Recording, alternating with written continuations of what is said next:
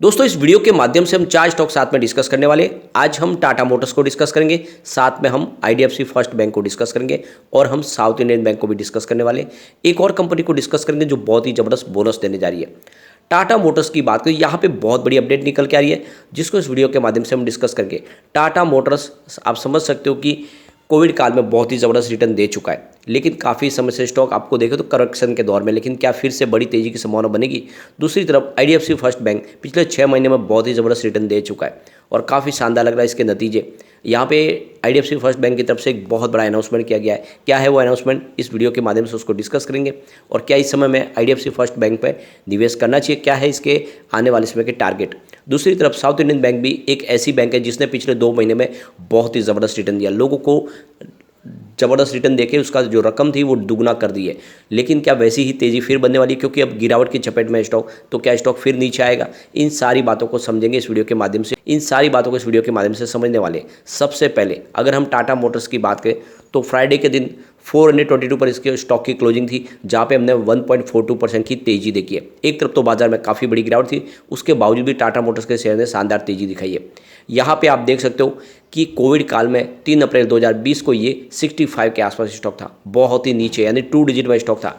लेकिन वहाँ से जो दौड़ना शुरू हुआ तो लगभग ये 540 तक चला गया। बहुत ही शानदार रिटर्न दे चुका है पिछले 2 साल में, लेकिन अभी ऊपर के लेवल से काफ़ी ज़्यादा करेक्ट भी हो चुका है। तो क्या इस समय हमें एंट्री कर लेनी चाहिए। अब यहाँ पे देख सकते हो कि टाटा मोटर्स के लिए एक बहुत बड़ी गुड न्यूज़ निकल के आ रही है। टाटा मोटर्स आने वाले समय में, यहाँ पे आप देख सकते हो, डॉक्टर रेड्डीज की जगह लेने जा रहा है टाटा मोटर्स, यानी निफ्टी 30 के अंदर इसकी जगह बनेगी, क्योंकि इसका जो मार्केट कैप है वो डॉक्टर रेड्डी से बढ़ चुका है। और इस हिसाब से देखें तो अब ये दावेदार बन चुका है निफ्टी 30 का। और इस हिसाब से देखें तो एक बहुत बड़ा अचीवमेंट किया है यहाँ पे टाटा मोटर्स ने।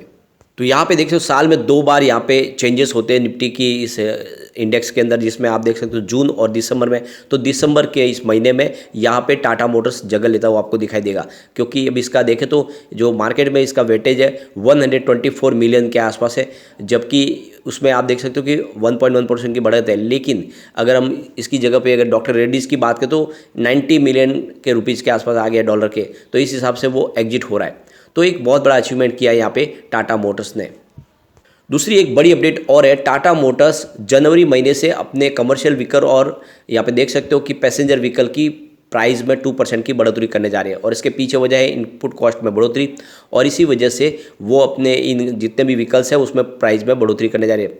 और इस वजह से देखें तो जो इनका जो लॉस होता है उसमें कुछ कमी आएगी। और जिस तरह से लगातार प्राइस बढ़ रही है, मटेरियल महंगा हो रहा है, इस वजह से इन्होंने ये बड़ा फैसला लिया है। दूसरी तरफ टाटा मोटर्स की तरफ से एक और बड़ा डिसीजन लिया गया है। टाटा मोटर्स के मैनेजमेंट ने यहाँ पे फैसला लिया है कि टाटा मोटर्स का जो टाटा टेक आईपीओ आने वाला है, यानी बहुत साल के बाद टाटा ग्रुप का एक आईपीओ आने वाला है। टीसीएस इनका अंतिम आईपीओ था, उसके बाद में कोई आईपीओ नहीं आया। अब टाटा ग्रुप की ये सब्सिडियरी कंपनी है जिसका आईपीओ बाजार में आएगा। तो ये समझ सकते हो कि टाटा मोटर्स के लिए बहुत सारी अपडेट निकल के आ रही है। इसके अलावा अगर आप इसके रिवेन्यू को देखोगे तो लगातार बढ़ रहा है टाटा मोटर्स का। सितंबर 2021 में जहाँ पे 61,379 रुपये के आसपास था, वो सितंबर 2022 में बढ़ के 79,611 के बीच के आसपास पहुँच गया। इसके अलावा कंपनी लगातार लॉस में, लेकिन लॉस में भारी कमी आ चुकी है। सितंबर 2021 में जहाँ पे 4,440 रुपीज़ का बहुत बड़ा लॉस था, वो गिर के अब सितंबर 2021 में 945 रुपीज़ के आसपास आ गया, यानी कंपनी जल्दी ही प्रॉफिट में आ सकती है। और वैसे कंपनी ने अनाउंसमेंट किया कि जल्दी वो पूरी तरह से अपने डेट को क्लियर करने वाले और कंपनी कर्ज मुक्त होकर तेज़ी से अपने कारोबार को आगे बढ़ाएगी। अब यहाँ हम चलेंगे आईडीएफसी फर्स्ट बैंक की तरफ। स्टॉक की क्लोजिंग 61.95 पर रही, जहाँ पे 1.04% की हमें गिरावट देखने को मिली। आईडीएफसी फर्स्ट बैंक ने पिछले 6 महीने में बहुत ही ज़बरदस्त रिटर्न दिया है, 107% का बम्पर रिटर्न। 29 के आसपास स्टॉक था 22 जून को, तो आप देख सकते हो काफ़ी शानदार प्रदर्शन कर चुका है। अब यहाँ पे आईसीआईसीआई डायरेक्ट की तरफ से इसके टारगेट निकल के आ रहे, उनके हिसाब से आपको इस लेवल पे खरीदारी करनी चाहिए। उनका जो टारगेट है वो 72 का है, यानी काफ़ी ज़्यादा बुलिश है आईसीआईसीआई बैंक। इसके अलावा देखें तो यहाँ पे एक बड़ी अपडेट निकल के आ रही है आईडीएफसी फर्स्ट बैंक की तरफ से। आज 18 दिसंबर को उनका फाउंडेशन डे है और इसके उपलक्ष्य में उन्होंने अपने सेविंग होल्डर्स धारक के लिए बहुत बड़ी सुविधा दी है, यानी जीरो फी बैंकिंग सर्विस दी है। यानी जो भी 25 अलग अलग तरह की जो सर्विस है वो सारी फ्री की गई है, जिसमें आप देख सकते हो cash deposit, withdrawals, demand draft, IMPS, SMS alert service. इसके अलावा अगर आप देखें तो इसमें बहुत सारी सर्विस है, जिसमें आप देख सकते हो IMPS, NEFT, RTGS, chequebook demand, SML alert service, insufficient balance service, ये सारी सर्विस फ्री कर दी गई, इसके लिए कोई चार्ज नहीं लगने वाला है। तो एक बहुत बड़ा गिफ्ट दिया गया है। इसके अलावा अगर हम इसके शेयर होल्डिंग पैटर्न को देखें तो प्रमोटर की होल्डिंग यहाँ पे 36.47% की है। इसके अलावा म्यूचुअल फंड की होल्डिंग फिलहाल 4.09% है।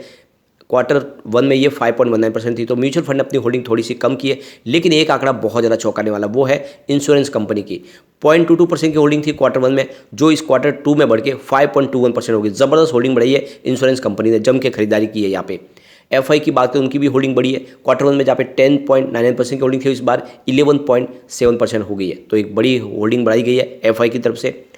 और यहाँ पे फाइनेंशियल इंस्टीट्यूशन बैंक की बात करें तो 0.02% की होल्डिंग है, जो फिलहाल अनचेंज है। जनरल पब्लिक की बात करें तो 26.88% की होल्डिंग थी Q1 में, Q2 में ये 26.12% हुई है। तो जनरल पब्लिक की होल्डिंग यहाँ पे आपको कम होती हुई दिखाई देगी। अदर्स की होल्डिंग फिलहाल 16.39% की होल्डिंग है, तो वो भी आपको थोड़ी सी कम होती हुई दिखाई देगी। पिछली बार ये 20.22% होल्डिंग थी।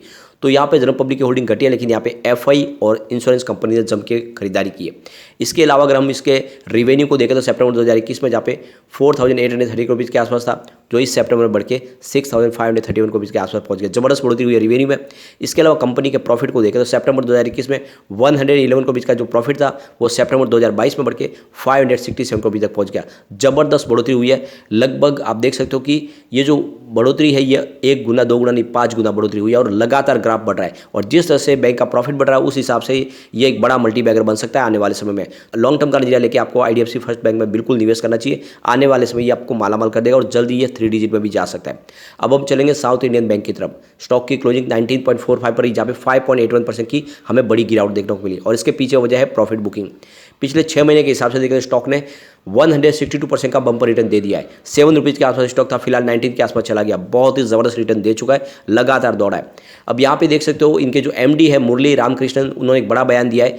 कंपनी आने वाले समय में यहाँ पे रिटेल और SMEs को लोन के ऊपर ज़्यादा फोकस करेगी, क्योंकि भले ही उसमें लोन की जो बढ़ाने की जो कैपेसिटी है कम हो, क्योंकि कॉर्पोरेट लोन तेज़ी से बढ़ता है, लेकिन फिर भी उसमें रिस्क ज़्यादा है, और हम अपने लोन में रिस्क कम करना चाहते हैं। इसलिए हम ज़्यादा करके रिटेल इन्वेस्टर को लोन बांटना पसंद करेंगे, और छोटे बिजनेस घरानों को लोन ज़्यादा देंगे, जिससे हमारा जो लोन है वो सेफ और सिक्योर रहे। और दूसरी तरफ अगर आप देखें तो कारोबार तेज़ी से बढ़ रहा है। बैंक के प्रॉफिट को देखें तो सितंबर 2021 में पिछली बार 187 करोड़ का बड़ा लॉस था, और इसी वजह से प्राइस भी नीचे थी, लेकिन इस सितंबर में बैंक का प्रॉफिट सीधा 223 करोड़ तक पहुंच गया है। तो बड़े लॉस से बैंक प्रॉफिट में आ चुकी है। ऐसे में स्टॉक यहाँ पे रुकने वाला नहीं है, इसमें एक बहुत बड़ी तेज़ी की संभावना बन सकती है। तो नजरिया लॉन्ग टर्म का लेके आपको यहाँ पे साउथ इंडियन बैंक में निवेश जरूर करना चाहिए। सबसे बड़ी बात यह है कि इसके प्रॉफिट ग्रोथ में एक बहुत बड़ी बढ़ोतरी हुई है। सेल्स में भले ही फिलहाल इस समय -2% दिखाई दे, लेकिन प्रॉफिट ग्रोथ 314% पॉजिटिव दिखाई दे रहा है, जो 3 ईयर के हिसाब से -43% था। तो बैंक का प्रॉफिट में बहुत बड़ी बढ़ोतरी है। ऐसे में मुझे लगता है एक बड़ा मल्टीबैगर बन सकता है। तो नजरिया लॉन्ग टर्म का लेके आपको साउथ इंडियन बैंक में निवेश जरूर करना चाहिए। अब हम चलेंगे उस कंपनी की तरफ जो आपको बोनस देने जा रही है। तो हम बात करें हैं प्रिसीजन वायर्स इंडिया लिमिटेड की। स्टॉक की क्लोजिंग 109 पर ही, जहाँ पे 0.54% की गिरावट थी, यानी लगभग आधा % की गिरावट। अब कंपनी आपको बहुत ही ज़बरदस्त बोनस देने जा रही है। इसकी अनाउंसमेंट डेट थी 10/11/2022, और इसकी एक्स बोनस डेट है 22/12/2022, और रिकॉर्ड डेट भी 22/12/2022 है। यानी 22 तारीख के पहले अगर आपके डीमेट अकाउंट में शेयर तो आपको बोनस मिलेगा, और वो भी 1:2 के रेशो में कंपनी बोनस देने जा रही है। तो बहुत ही शानदार मौका है।